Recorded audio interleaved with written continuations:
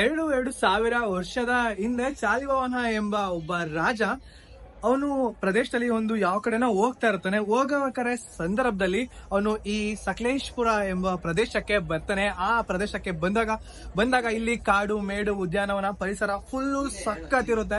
And ಇದನ್ನೆಲ್ಲ ನೋಡಿ ರಾಜಂಗೆ ತುಂಬಾ ಇಷ್ಟ ಆಗುತ್ತೆ. ಅಂಡ್ ಇಲ್ಲೇ ವಿಶ್ರಾಂತಿನ ಪಡಿಬೇಕು ಅಂತ ರಾಜಂಗೆ ಅನ್ಸುತ್ತೆ. ರಾಜ ಏನ್ ಮಾಡ್ತಾನೆ ಅಂತಂದ್ರೆ ವಿಶ್ರಾಂತಿ ಪಡಿತಾ ಇರ್ತಾನೆ. ಪಡೆಯುವಂತಹ ಸಂದರ್ಭದಲ್ಲಿ ಅವನಿಗೆ ಸ್ನಾನ ಮಾಡ್ಬೇಕು ಅನ್ನೋ ಒಂದು ಬಯಕೆ ಆಗುತ್ತೆ. ಸ್ನಾನ ಮಾಡ್ಬೇಕು ಅಂತ ಬಯಕೆ ಆದಂತಹ ಸಂದರ್ಭದಲ್ಲಿ ಅವನು ತನ್ನ ಸೈನಿಕರಿಗೆಲ್ಲರಿಗೂ ಹೇಳ್ತಾನೆ, ಸ್ವಲ್ಪ ನೀರ್ನ ಬಿಸಿ ಮಾಡ್ಬೇಕು, ಬೆಂಕಿನ ಹಚ್ಬೇಕು ಅಂತ ಹೇಳ್ಬಿಟ್ಟು ಅಲ್ಲಿ ಒಂದು ಕಲ್ಲು ಸ್ಥಳದಲ್ಲೇ ಇರುತ್ತೆ. ಇನ್ನೂ 2 ಕಲ್ಲು ತರಬೇಕು ಅಂತ ಹೇಳ್ಬಿಟ್ಟು ಸೈನಿಕರು ಹೋಗ್ತಾರೆ.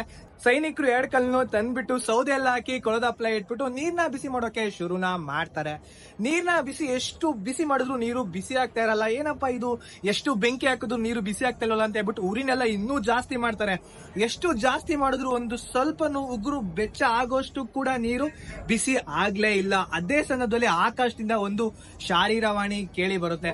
ಶಾರೀರವಾಣಿ ಏನಂತ ಕೇಳಿ ಬರುತ್ತೆ ಅಂತ ಹೇಳಿದ್ರೆ, ಮಹಾರಾಜ, ನಾನಿಲ್ಲಿ ಸಕಲೇಶ್ವರ ನೆಲೆಸಿದ್ದೇನೆ, ನೀನು ನನ್ನ ಮೇಲೆನೆ ಕೊಳದಪ್ಲೆನ ಎಲ್ಲ ಇಟ್ಬಿಟ್ಟು ನನ್ ಮೇಲೆ ನೀರ್ನ ಬಿಸಿ ಮಾಡ್ತಾ ಇದೆಯಲ್ಲ ಅಂತ ಹೇಳಿ ಕೇಳಿದಾಗ, ನೀನು ಇದಕ್ಕೋಸ್ಕರ ನೀನು ನನ್ಗೊಂದು ಗುಡಿನ ಕಟ್ಬೇಕು ಅಂತ ಕೇಳುತ್ತೆ ಆ ಶಾರೀರವಾಣಿ. ರಾಜನ ತಪ್ಪು ಅವನಿಗೆ ಅರಿವಾಗ್ಬಿಟ್ಟು ಅವನು ಏನ್ ಮಾಡ್ತಾನೆ ಅಂತ ಹೇಳ್ಬಿಟ್ರೆ ಕಲ್ಲೆಲ್ಲ ತೆಗೆದ್ಬಿಟ್ಟು ಸೌದೆಲ್ಲ ತೆಗೆದ್ಬಿಟ್ಟು ನೋಡಿದಾಗ ಅಲ್ಲೊಂದು ಸ್ವಯಂಭೂ ಲಿಂಗವಾಗಿರುತ್ತೆ. ಅಲ್ಲಿಗೆ ಒಂದು ಗುಡಿನ ಕಟ್ಬಿಟ್ಟು ಪೂಜೆ ಮಾಡಕ್ಕೆ ಸ್ಟಾರ್ಟ್ ಮಾಡ್ತಾನೆ. ಕಾಲಕ್ರಮೇಣ ಅದು ಕಳೆದಂತೆ ದೇವಸ್ಥಾನ, ಈ ತರ ದೇವಸ್ಥಾನ ನಿರ್ಮಿಸಿ ಇಲ್ಲಿ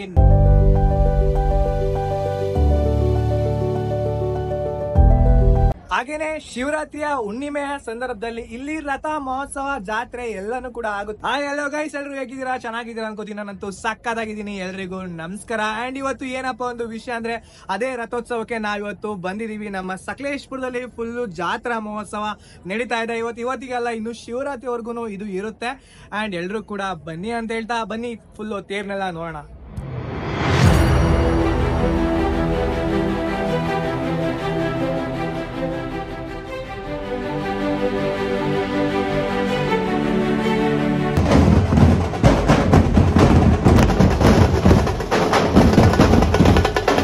ಕಂತು ದಾರಿ ತೋರುತ್ತಿದೆ, ಆ ಭಾಷೆಯದೇ ಬೆಳಕು ಬೆಳಕುವ. ದೂರ ಎಷ್ಟೇ ಹೋಗಿ ಈ ಭಾಷೆಯಿಂದ ದೂರವಾಗಲಾರಿರಿ. ವಿಮಲ್, ನಮ್ಮ ಭಾಷೆ ಕೇಸರಿ.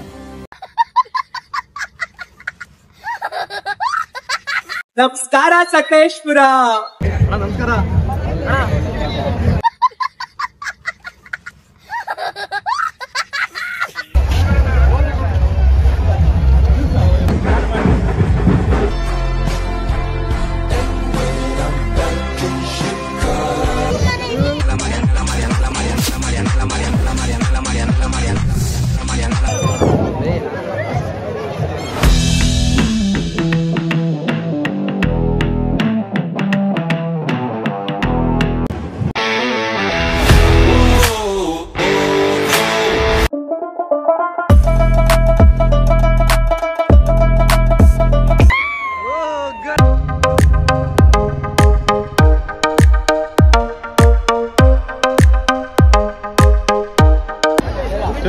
ಹತ್ರಕ್ಕೆ ಹೋಗಿ ಮಗ.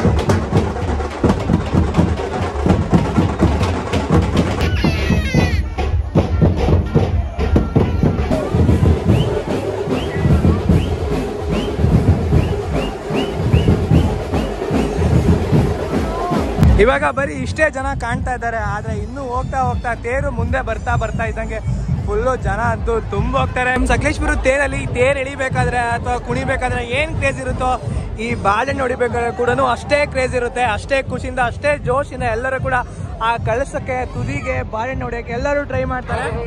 ಆ ಬಾಳೆಹಣ್ಣು ಬೀಳದೇ ಇರಲಿ, ಚೂರಲ್ಲಾಗ್ಲಿ ದೂರದಲ್ಲಿ ಹೋಗ್ಲಿ, ಜಸ್ಟ್ ಮಿಸ್ ಆಯ್ತು ಅಂತ ಹೇಳ್ತಾ ನೆಕ್ಸ್ಟ್ ಇನ್ನೊಂದ್ಸಲ ಹೊಡೆಯೋಣ ಅಂತ ಹೇಳ್ಬಿಟ್ಟು ಟ್ರೈ ಮಾಡ್ತಾನೆ ಇರ್ತಾರೆ. ಅಂಡ್ ಅದೊಂದು ಫುಲ್ ಖುಷಿಯಿಂದ ನೋಡೋಕೆ ಸೈಕ್ ಅನ್ಸುತ್ತೆ. ಸೊ ಇವಾಗ ಬಾಳೆಹಣ್ಣಿಗೆ ರಘುಜಿ ಅಂತ ಬರೆದ್ಬಿಟ್ಟು ಅಂಡ್ ಅದನ್ನ ತೋರಿಸಿ ರಘುಜಿ ಅಂತ ಬರೆದ್ಬಿಟ್ಟು ತಗೊಂಡೋಗಿ ಇವಾಗ ತೇರಿಗೆ ಹೊಡಿತಾ ಇದ್ದಾರೆ ನಮ್ಮ ಹುಡುಗರು.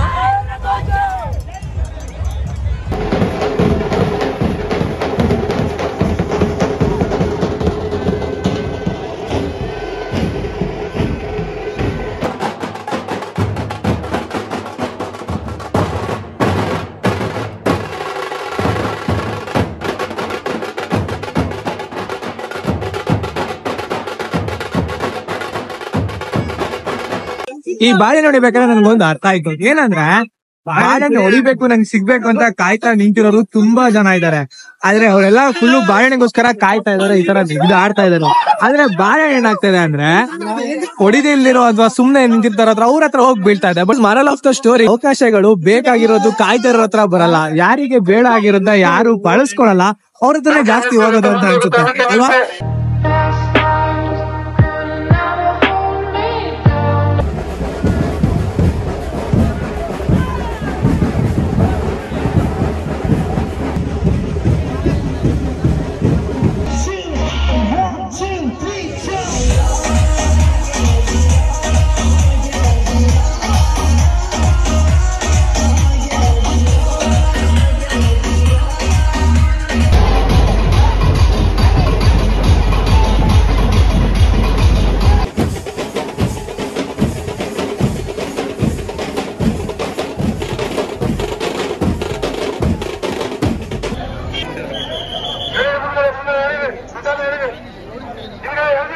Welcome.